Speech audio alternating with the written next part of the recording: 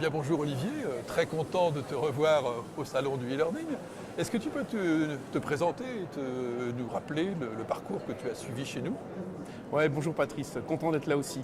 Donc en fait, moi je m'appelle Olivier Bernard, je travaille à l'IFP School. C'est une école d'ingénieurs où en fait on prend des ingénieurs et on les spécialise dans le monde du raffinage et des énergies nouvelles.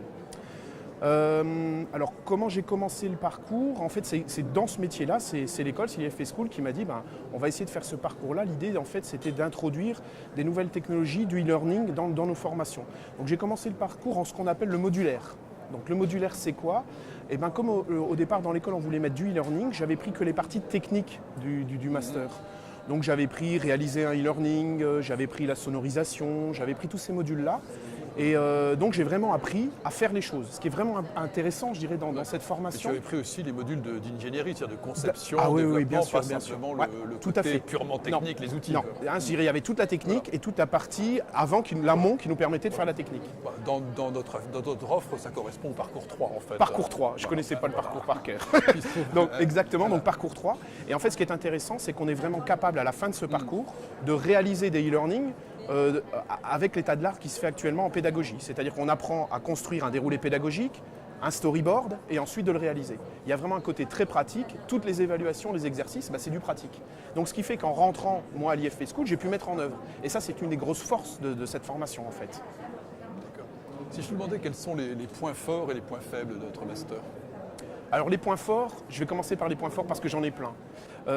Les points forts, je dirais, c'est une formation à distance, donc ça permet à beaucoup de monde de la suivre. Et un des points forts, c'est aussi les rassemblements. C'est-à-dire qu'on est à distance, on se connaît. Et moi, j'ai découvert la force des classes virtuelles. Et en fait, c'était possible d'apprendre via les classes virtuelles. Et c'est un des points forts du master, c'est justement cet encadrement, ce tutorat qui nous permet de faire ça. Un des gros points forts du master, c'est le côté mise en pratique. Après donc la formation modulaire, on a mis en pratique, donc j'ai mis en pratique, et ça vraiment à la fin des cours, on peut faire des choses. Et c'est rare, parce qu'il y a beaucoup de formations où ça reste sur le stade théorique avec des examens écrits, là pas du tout. On fait des modules, et ça c'est vraiment quelque chose de très très fort. Les points alors faibles, les points où quelquefois c'est un petit peu difficile, c'est d'arriver à travailler avec des gens qui viennent de partout, à distance, et là ça demande un gros investissement, parce qu'il y a un gros investissement personnel. Donc c'est pas un point faible du master, c'est des points où moi quelquefois j'ai eu des difficultés à dépasser, à travailler en groupe, à des heures quelquefois difficiles, parce que moi je travaillais, donc c'était en dehors de mes heures. C'est pas un point faible, mais un point difficile, un point vigilant quand on veut se lancer dans cette aventure. Alors, comment faire pour essayer d'amener les gens à travailler de façon systématique, agréable, de façon collaborative, puisque en fait la moitié des travaux que l'on demande au niveau du master sont des travaux collaboratifs. Il n'y a que du contrôle continu, il n'y a aucun examen sur table. Et effectivement, le collaboratif, c'est essentiel, parce que c'est ça évidemment qu'on doit vivre au niveau du quotidien dans une entreprise. Alors comment faire? C'est une question difficile, mais je pense que dans le master on l'apprend. Les premiers exercices en groupe sont très difficiles en fait, parce qu'on ne se connaît pas, on est à distance, on ne connaît même pas les outils.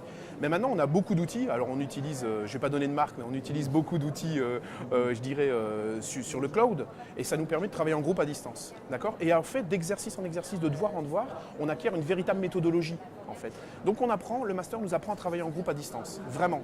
Et on a plein d'outils maintenant qui nous permettent de le faire. Donc à la fois des partages d'espaces communs, à la fois des classes virtuelles, et ça nous permet de le faire. Donc la recette magique, je ne l'ai pas.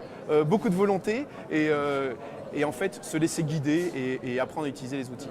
Ce que je voulais rajouter aussi, c'est que en fait, après le parcours modulaire, moi j'ai continué et j'ai fait le master vraiment. Parce que ce qui m'intéressait, en fait, j'ai voulu poursuivre l'aventure. Tous les cours, je dirais, comme droit, économie, je ne les avais pas pris au départ. Ce n'était pas ce qui m'intéressait, parce que moi, je voulais vraiment faire. Mais en fait, je me rends compte que le parcours, quand on le prend au complet, on est vraiment capable d'intervenir dans tous les domaines depuis le début jusqu'à la fin. On est capable de dimensionner, je dirais, de produire un cours, donc à la fois déroulé pédagogique, storyboard et cours e-learning, mais également de mettre toute l'économie et de voir si c'est rentable ou pas. Et ça, c'est vraiment la force du master, c'est qu'on commence, on voit à la fois du droit, je dirais du droit à l'image, on est vraiment opérationnel, à la limite pour fonder une société ou vendre quelque chose à la fin. Et ça, c'est une force, c'est le côté opérationnel de cette formation. Ça, je veux insister, c'est vraiment important. Si je te propose de devenir tuteur pair pour nos étudiants, qu'est-ce que tu dirais? Je prends. Je prends parce que je pense que voilà, le tutorat qui est mis en place tout au long du master et avec toute cette problématique de la distance, c'est important. Et avoir des gens qui vous accompagnent, des anciens qui ont suivi les cours et expliquer un petit peu comment travailler en groupe, etc., je prends évidemment. Écoute, je te remercie. Bah, c'est Bonne moi qui te remercie, c'est un continuation au plaisir. forum. À bientôt.